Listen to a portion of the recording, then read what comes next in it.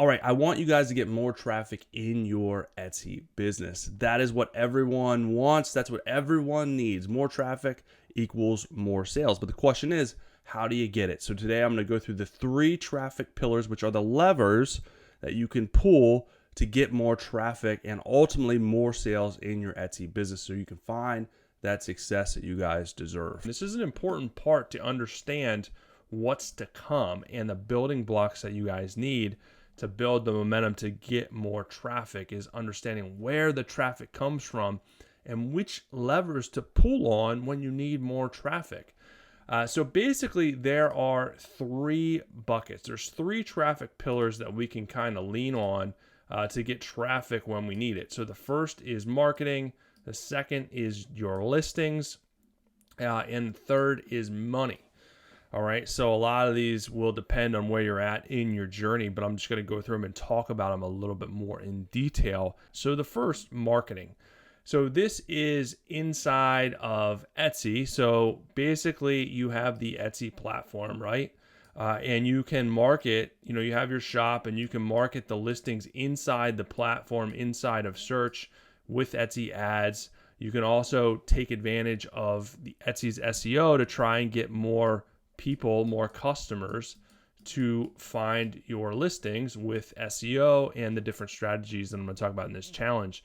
So basically there's inside and then there's outside of the Etsy platform where you're doing different things to drive traffic back to your shop. So this will be like social media, email marketing, YouTube, Twitter, Pinterest, all those things. So it's either A, take advantage of the traffic inside the platform, and that's where you're going to focus, and that's the leverage you're going to pull, or B, do things outside of the platform to drive traffic back into the platform, right? So those are 2 ways that you can do it.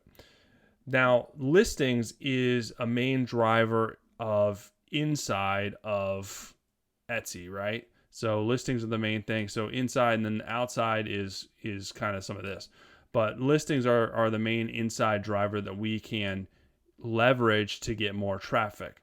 So there's a couple of key points of doing this as far as your listings go, because it's a little bit more dynamic than we usually think about it. So the first is more listings, right? So this is just new listings based, and this should be based on, your niche, building out your product lines, building out products and listings to serve your niche and things that they may want. So that's number 1, is just flat out, brand new listings. Number 2 is new listings based on your niche and or best sellers. So following those breadcrumbs. So a lot of people will just do new stuff because they have a list of things that they want to do, and they'll be like A, B, C, D, E, when what they should be doing is focusing on the best sellers or the listings that are getting traffic and do more listings similar to those. In order to capitalize on what's already working, following those breadcrumbs.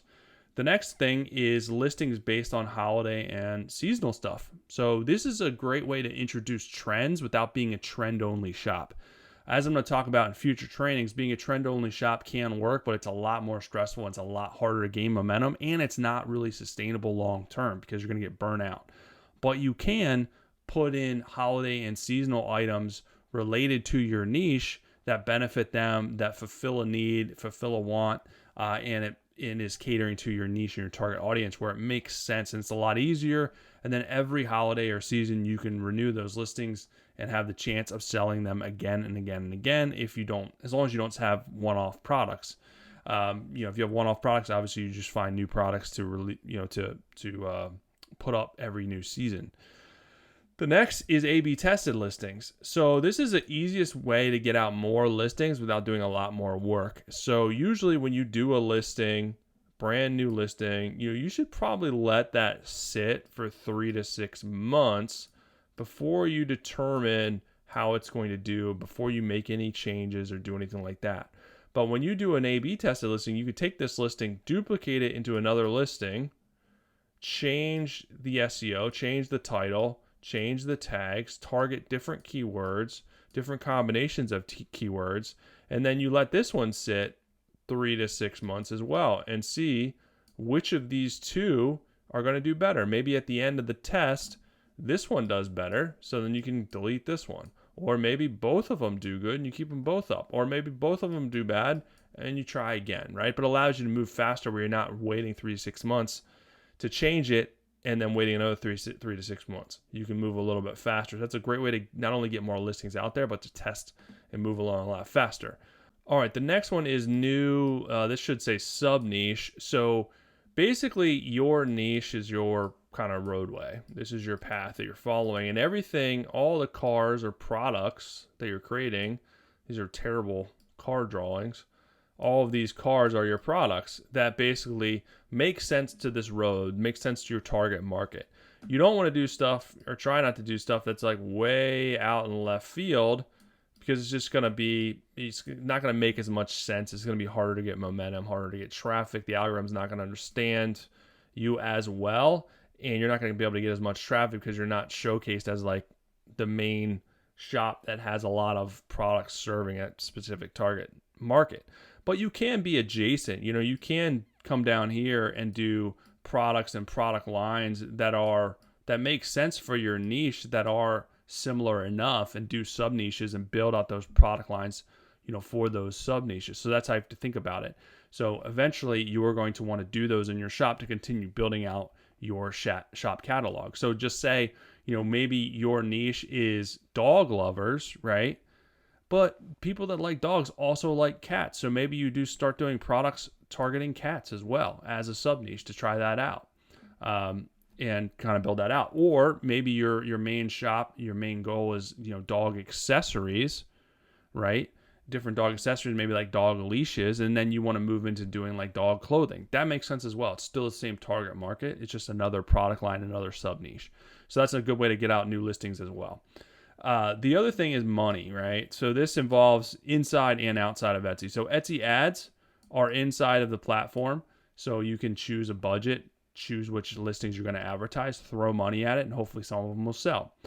Offsite ads is outside of Etsy. So you can choose to do offsite ads and they'll advertise your listings outside of Etsy and Bing and Google and all those things, and send traffic and hopefully sales back to your Etsy shop. So that's another way, inside and outside. Both cost money. You can do social media ads, which I'm not going to do in this challenge because it's a lot more complex and you got to be really, really careful. And then the other is expansion, you know, of your business.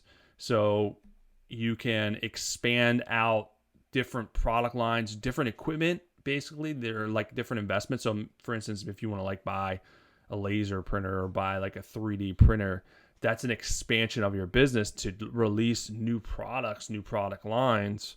But it does cost money to do that type of expansion to be able to make those products. So those are the traffic pillars, and most of these we're going to focus on in this challenge, but it's nice to know the levers that you can pull because there's only so many things that you can do to get traffic that you have control over. You know, most of it you do have control over. It's just you have to decide, do I want to spend, really what it comes down to is time and or money. Do you want to spend more time? Do you want to spend more money, or you want to spend more time and more money to get more traffic, to hopefully get more sales? So we're going to put this all together. But that is the training. Hopefully that makes sense. And if you guys need more help getting these traffic pillars to work for you, check out my Etsy Games VIP program. Positive, safe, motivational place for like-minded Etsy sellers to grow their business. So this is the place to be. Tons of help, tons of resources. I'm in here every single day helping sellers strategize and implement the strategies that I use to get my business to over $500,000 in sales and counting. So I hope to see you guys over there. There's a link below. Every new member gets a one-on-one strategy coaching session call with me, and we also have group coaching calls as well.